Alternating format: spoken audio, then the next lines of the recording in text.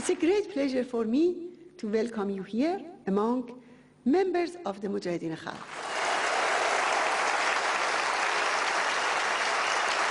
You have worked so hard for this safety. 3 years ago you said, I promise I will never give up until everyone in Camp Ashraf and Liberty are free to go wherever they want.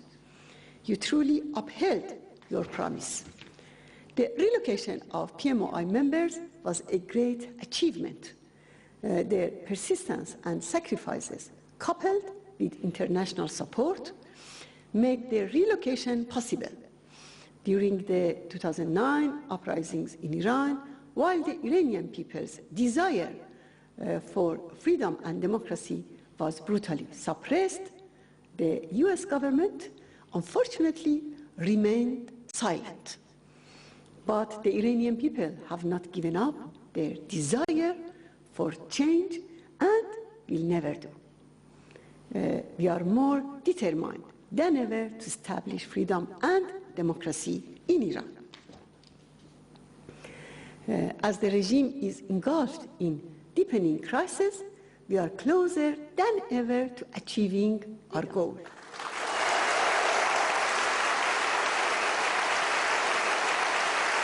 In your message to the gathering of Iranians for democracy in 2014, you rightly said, more must be done to comprehensively address the challenges posed by the Iranian regime and counter the threat their dangerous actions pose.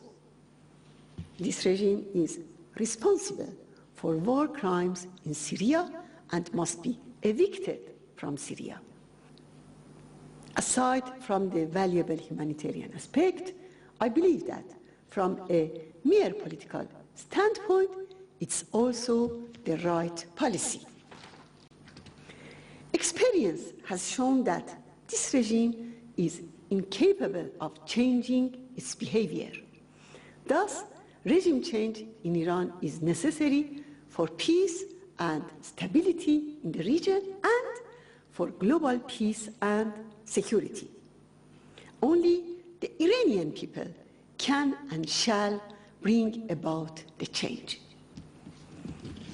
The Iranian resistance, the Mujahideen, are determined to overthrow this regime and establish democracy in Iran. They have been struggling for 52 years to realize this cause, and they will carry it on to the end.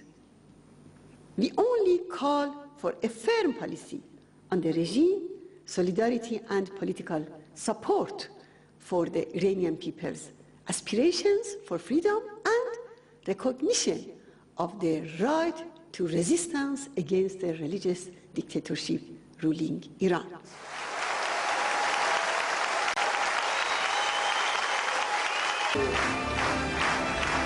Thank you. Thank you all. Thank you for this wonderful, wonderful reception. I cannot tell you how grateful I am, and frankly, how happy I am that you are here and not in Iraq. I thank you. I thank you, Madam, for your leadership. I thank you for all of my friends.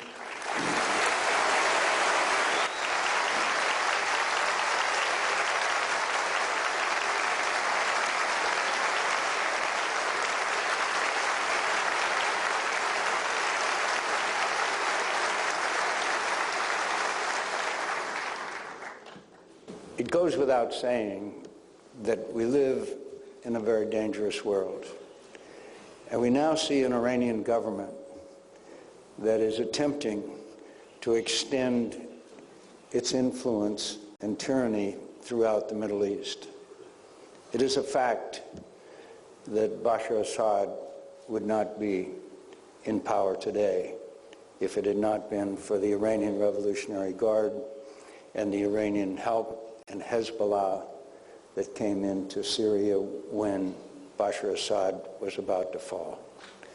There's no doubt that the people in this room have suffered not only themselves, but in the loss of their loved ones because of the Iranian tyranny. And I express my condolences to everyone in this room who has lost a loved one as a result of Iranian tyranny and terrorism. So I am greatly moved by this reception. And I know that we have a long way to go. This is the first step. This is an example of the support that you were able to get in the United States of America, in the world, to get you to freedom. And I will never forget the effort that has been made by so many Americans. They've joined you in Paris time after time. And it's been a wonderful outpouring of concern and care and love for people who deserve better than what they had. I thank you for being an example to the whole world, that those people who are willing to fight and sacrifice for freedom will achieve it. And you are an example to everyone in the world that's struggling for it.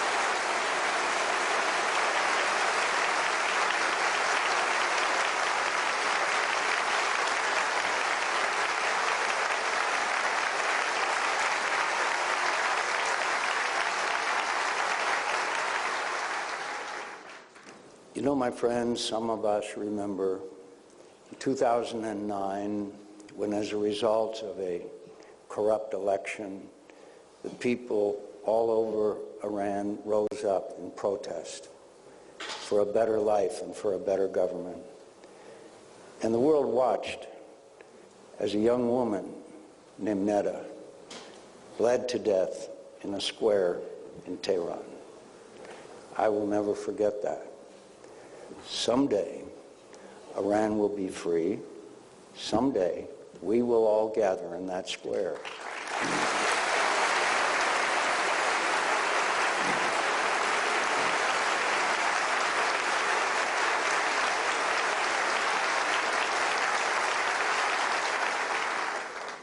Someday, we will gather to dedicate a statue of that young woman who is the symbol of the fight against Iranian tyranny.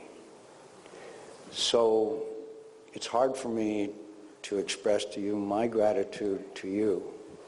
You have expressed your gratitude to me, which has been deeply moving.